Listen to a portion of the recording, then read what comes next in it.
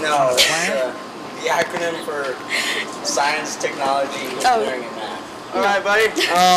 Do you know about STEM? You don't know what STEM is? STEM is science, technology, engineering, and math.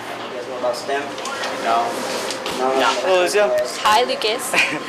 What do you know about STEM? What kind of STEM? Like, it's an acronym for science, technology, engineering. I don't know nothing about STEM.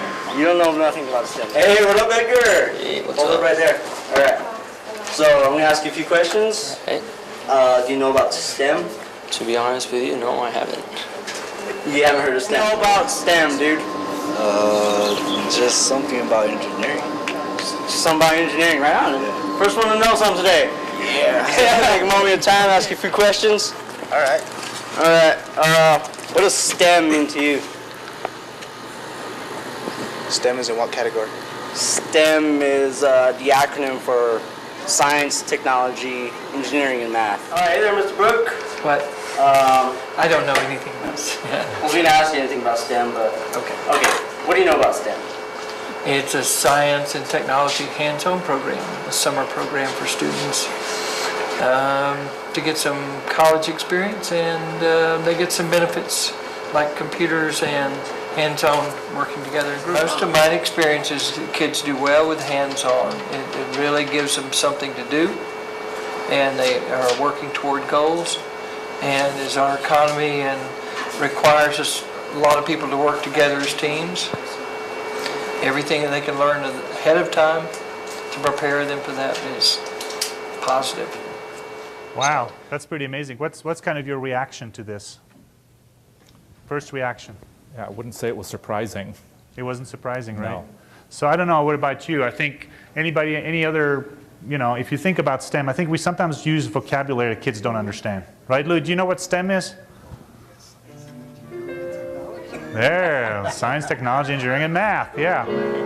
Hey, music has a lot of STEM in it, right? Right. So let's talk about this ready-to-learn thing that I think we kind of touched on briefly. I think that's another issue, right? We talk about STEM education, but a lot of kids are struggling, and so I know that you may have some ideas about what we can do. I think technology can help there as well. Any ideas here from the group?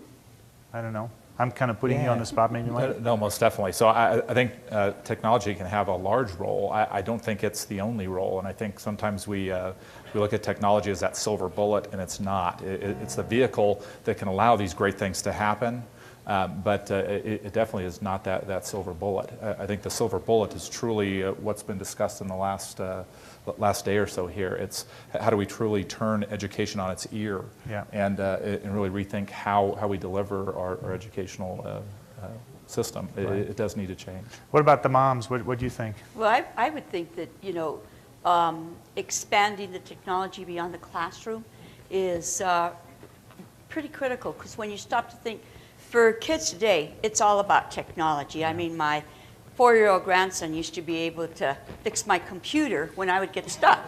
He's not 4 years old today.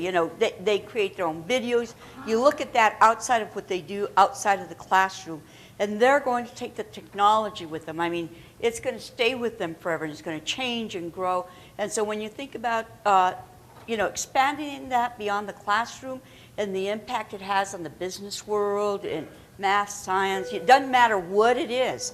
Those kids, as a result of that, become entrepreneurs, scientists, doctors, teachers, and so the technology is critical. Now, how the technology is delivered, I'm not the expert, only to put it in the ground. But outside of that, I think it's wonderful. I think it's one of the most wonderful things we've seen in our world today, when you see that 87-year-old grandmother in a computer classroom trying to, connect with someone.